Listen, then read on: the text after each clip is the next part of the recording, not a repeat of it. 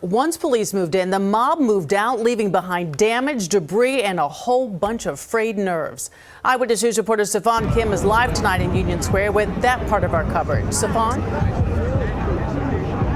Well, Sade, it was mayhem that devolved at lightning speed, and so many in the crowd were minors. But the damage is not minor. Just look at what's left of this subway station entrance under construction. In fact, a lot of this equipment was used in the violence. Union Square today exploded into chaos. A full-out, ugly, violent riot. Fights broke out. They climbed on top of light poles, food trucks, statues, and this subway station entrance. Bottles were hurled, fireworks fired at each other and at cops. Newscopter 7 from above showing thousands and thousands spilled out onto 14th Street and Broadway. People are standing on my car. How can I drive?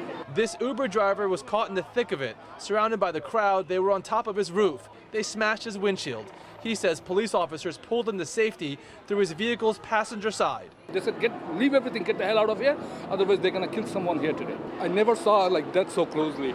The madness sparked by a social media influencer who posted about a PlayStation 5 giveaway. And as we saw, he later sped away from the scene with several fans dangerously clinging to his vehicle. We were there in the middle of it, the moment up to 1,000 officers arrived and gained the upper hand on a crowd that had them vastly outnumbered. This is 14th Street by Union Square. This is where police put up barricades, and they're now lined up in riot gear. They're announcing on a speaker right now to disperse voluntarily, otherwise they will be arrested. Seconds later, police made their move, blasted through the barricades and rushed at the crowd. It sent them sprinting up and down Broadway. So many in the crowd were young children. I personally observed young people walking out with their heads bleeding from their heads, bleeding from on their faces. I've seen I personally observed young people. Oh, that's fine. This is fine. We're ready, Jim. You ready? Good. All right, good. Good evening, everyone. Thank you for coming back for a second time.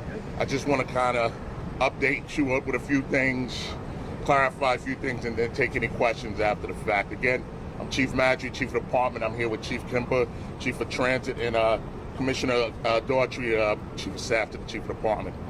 Again, earlier today, as I said, about 12:30, 12:45, we became aware, our entertainment unit and our intelligence division became aware of this post submitted by an influencer saying that he was going to be here today and he was going to give away some gaming systems and some other prizes.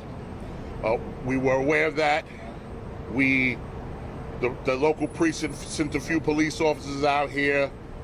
Manhattan South Patrol Bureau sent some leadership out here.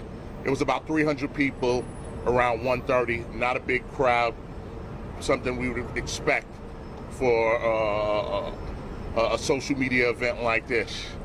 But this event grew exponentially, rapidly, fast. And again, this is the power of social media. The power of social media. There were thousands of young people here at this event.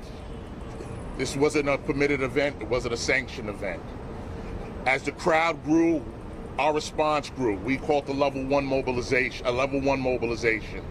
When the crowd got bigger, we called the level 2 mobilization. As the kids started becoming more and more unruly and disorderly, we called the level 4, a level 4 mobilization, all right?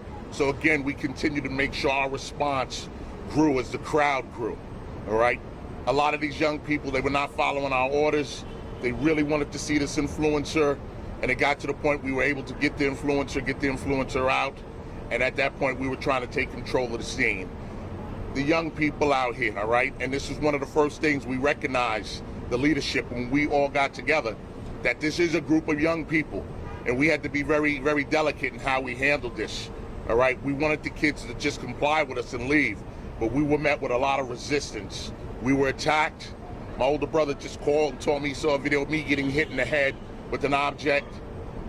It was a very tough situation out here, and I really have to commend the women and men of this department, the level of restraint that they showed in addressing these young people, getting this place cleared out. But you know, when it was time for us to make arrests, we made arrests, and I think we were very professional in how we did this. So this is the greatest department in the world. All right, and a big salute from me to all my men and women of this department. Parents, And I have to commend. There were some parents who came out here. There were parents who called. There were parents who came to us and said, I believe my child's in there. I want to get my child out of there. But I had thousands of kids out there. I needed thousands.